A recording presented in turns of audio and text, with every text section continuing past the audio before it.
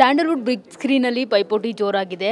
ವಾರಕ್ಕೆ 12 10ರಿಂದ ಎಷ್ಟು ಸಾಕಷ್ಟು ಸಿನಿಮಾಗಳು ಬರ್ತಿದೆ. ಸ್ಪೆಷಲ್ ಅಂತ ಅಂದರೆ ಪೃಥ್ವಿ ಅಂಬರ್ ಅವರು ಅವ್ರ ಸಿನಿಮಾಗೆ ಅವರೇ ಪೈಪೋಟಿ ಕೊಡ್ತಿದ್ದಾರೆ. ಯಾಕಂದರೆ ಒಂದೇ ದಿನ 2 ಸಿನಿಮಾಗಳು ರಿಲೀಸ್ ಆಗ್ತಿರೋವಂಥದ್ದು.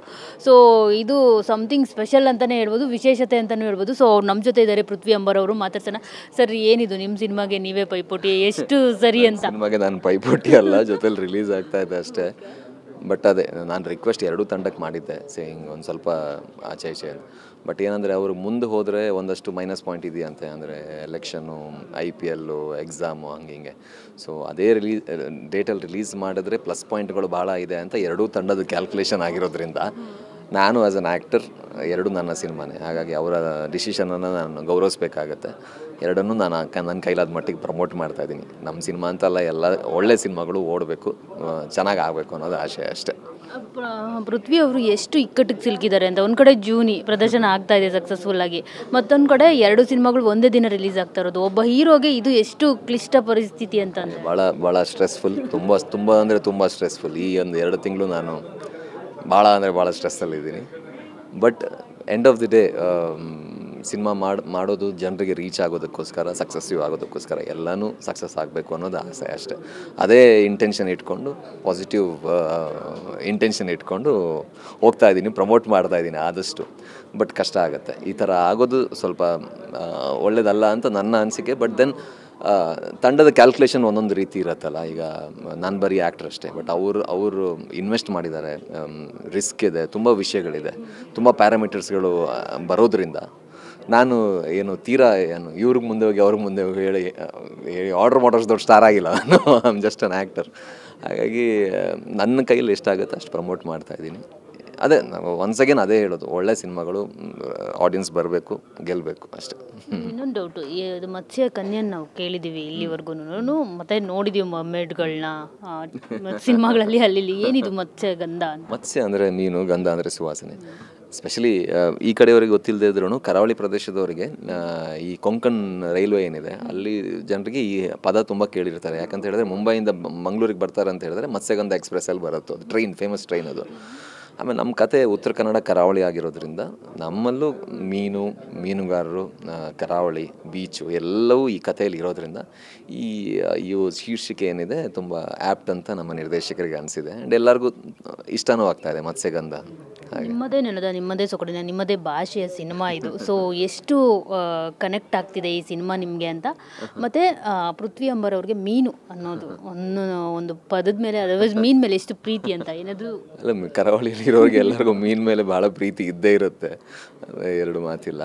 ನಮ್ಮ ಊರಿನ ಕತೆ ಅನ್ನೋದು ನನಗೆ ಭಾಳ ಖುಷಿ ಕೊಟ್ಟಿದೆ. ನಮ್ಮ ಕರಾವಳಿಯ ಕಡೆ, ನಮ್ಮ ಕರಾವಳಿ ಕಡೆ ಕತೆ ಅಂತಲ್ಲ, ನಾನು ಯಾವಾಗಲೂ ಯೋಚನೆ ಮಾಡೋದು ಕರ್ನಾಟಕ ಅಂದಮೇಲೆ ಪ್ರತಿ 30-50 ಕಿಲೋಮೀಟ್ರಿಗೆ ಒಂದೊಂದು ರೀತಿಯ ಭಾಷೆ, ಒಂದು ರೀತಿಯ ಸೊಗಡು, ಒಂದು ರೀತಿಯ ಆಹಾರ ಪದ್ಧತಿ ಚೇಂಜ್ ಆಗ್ತಾನೆ ಇರುತ್ತೆ.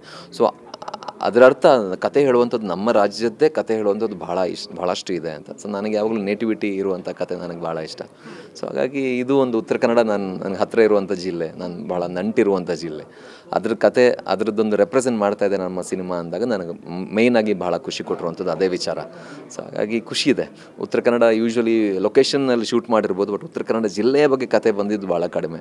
ಸೊ ನಮ್ಮ ಸಿನಿಮಾ ಒಂದು ಮೊದಲನೇ ಬಾರಿಗೆ ಒಂದು ರೆಪ್ರೆಸೆಂಟ್ ಮಾಡ್ತಾ ಇದೆ ಅನ್ನೋದು ಹೆಮ್ಮೆ ಇದೆ. ಅದ್ರ ಕ್ರೆಡಿಟ್ ಎಲ್ಲ ಡೈರೆಕ್ಟ್ರಿಗೆ ಹೋಗಬೇಕು. ಪೊಲೀಸ್ ಆಫೀಸರ್ ರೋಲ್ ಬಂದಾಗ ಶಾಕ್ ಆಯ್ತಾ ನಿಮಗೆ? ಇಲ್ಲ, ನಾನು ಆಲ್ರೆಡಿ ತುಳುವಲ್ಲಿ ಮಾಡಿದ್ದೀನಿ. ನಾನು ಮೊದಲಿಂದ ನನಗೆ ಆ್ಯಕ್ಷನ್ ಅಂದರೆ ಭಾಳ ಇಷ್ಟ. ನಾನು ಅಂದರೆ ಇಲ್ಲಿ ಗೊತ್ತಿರಲಿಲ್ಲ ಅಷ್ಟೇ, ಲವರ್ ಬಾಯ್ ಆಗಿ ಬಂದಿರೋದು ಆ ಥರ. ತುಳುವಲ್ಲಿ ಮಾಡಿದ್ದೆ ನಾನು. ಸೊ ಖುಷಿ ಇದೆ. ಆ್ಯಂಡ್ ಅದರದ್ದಾದ ತಯಾರಿ ನಾವು ಕಂಪ್ಲೀಟ್ ತಂಡ ಮಾಡಿದ್ವಿ.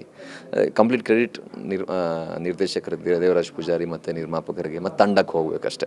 ಸೊ ನಿಮ್ಮ ಕಾಕಿ ಕದರ್ ಹೇಗಿರುತ್ತೆ ಅಂತ ಈ ಸಿನಿಮಾದಲ್ಲಿ? ಬಿಕಾಸ್ ಕಾಕಿ ಒಂದು ಬಟ್ಟೆ ತೊಟ್ಟ ತಕ್ಷಣ ಅದರದ್ದು ವೈಬೇ ಚೇಂಜ್ ಇರುತ್ತೆ ಅಂತ ತುಂಬ ಜನ ಹೇಳ್ತಾರೆ. ಸೊ ನಿಮಗೂ ಅದೇ ರೀತಿ ಆಗಿದೆಯಾ, ಹೇಗೆ? ಡೆಫಿನೆಟ್ಲಿ ಒಂದು ಪಾತ್ರ ಆಗಿರೋದ್ರಿಂದ ಅದಕ್ಕೆ ಎಷ್ಟು ಮಟ್ಟಿಗೆ ತಯಾರಿ ಬೇಕೋ ಅದನ್ನೆಲ್ಲ ಮಾಡಿದ್ದೀವಿ. ನಾನೊಂದು 8 ತಿಂಗಳು ಆಲ್ಮೋಸ್ಟ್ ಇದಕ್ಕೆ ಇನ್ವೆಸ್ಟ್ ಮಾಡಿ ಅದೇ ಲುಕ್ ಲುಕ್ಕಲ್ಲಿದ್ದು ಮಾಡಿದ್ದೀನಿ. ಆ್ಯಂಡ್ ಕಂಪ್ಲೀಟ್ ತಂಡದ ಸಹಕಾರ ಇತ್ತು. ಖುಷಿ ಇದೆ. ಟ್ರೈಲರ್ ನೋಡಿದಾಗಲೇ ತುಂಬ ಜನ ಇಷ್ಟಪಡ್ತಾ ಇದ್ದಾರೆ. ಸೊ ಸಿನಿಮಾ ನೋಡಿದ್ಮೇಲೆ ಖಂಡಿತವಾಗ್ಲೂ ಇಷ್ಟಪಡ್ತಾರೆ. ಆ್ಯಂಡ್ ನಿಜ ಪೊಲೀಸ್ ಥರ ಕಾಣಿಸ್ತೀನಿ ಅಂತ ಅನ್ಕೋತೀನಿ.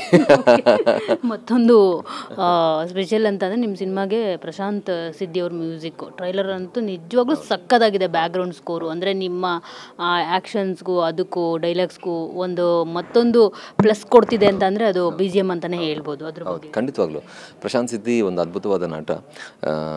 ಅವರಲ್ಲಿ ಇಂಥ ಒಂದು ಪ್ರತಿಭೆ ಇದೆ ಅಂತ ನನಗೂ ಗೊತ್ತಾಗಿದೆ ಈ ಸಿನಿಮಾ ಜಾಯ್ನ್ ಆದಮೇಲೆ. ಭಾಳ ಖುಷಿ ಇದೆ.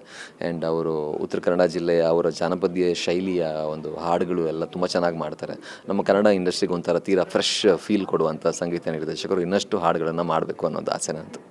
Thank you. 2 ಸಿನಿಮಾಗಳು ಬರ್ತಿದೆ. ಸೊ 2 ಬೇರೆ ಬೇರೆ, ಅದು ಫಾರ್ ರಿಜಿಸ್ಟ್ರೇಷನ್ ಬೇರೆ ಫ್ಯಾಮಿಲಿ ಡ್ರಾಮಾ, ಇದು ಆ್ಯಕ್ಷನ್ ಪವರ್ಫುಲ್.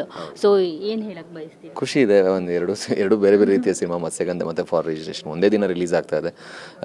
ದಯವಿಟ್ಟು ಎಲ್ಲ ಸಿನಿ ಪ್ರೇಕ್ಷಕರು ಒಳ್ಳೆ ಸಿನಿಮಾಗಳನ್ನು ಗೆಲ್ಲಿಸಿ, ಸ್ಪೆಷಲಿ ಕನ್ನಡ ಸಿನಿಮಾಗಳನ್ನು ಥಿಯೇಟ್ರಿಗೆ ಬಂದು ನೋಡಿ ಅಂತ ಹೇಳ್ತೀನಿ. Thank you. Thank you so much. ನೋಡಿದ್ರಲ್ಲ, ಇದಿಷ್ಟು ಪೃಥ್ವಿ ಅಂಬರ್ ಅವರ ಮಾತು. ಇದೇ ಏನು ಫೆಬ್ರವರಿ 23ಕ್ಕೆ ಮತ್ಸ್ಯಗಂಧ ಮತ್ತು ಫಾರ್ ರಿಜಿಸ್ಟ್ರೇಷನ್ 2 ಸಿನಿಮಾಗಳು ರಿಲೀಸ್ ಆಗ್ತಿದೆ. 2 ಸಿನಿಮಾಗಳನ್ನ ನೋಡಿ ಅನ್ನೋ ಒಂದು ಮಾತನ್ನು ಅವ್ರು ಹೇಳ್ತಿರುವಂಥದ್ದು. ಕ್ಯಾಮ್ರಾ ಪರ್ಸನ್ ಮಹಾಂತೇಶ್ ಜೊತೆ ಮಂಗಳ ರಾಜಗೋಪಾಲ್, TV9 ಬೆಂಗಳೂರು.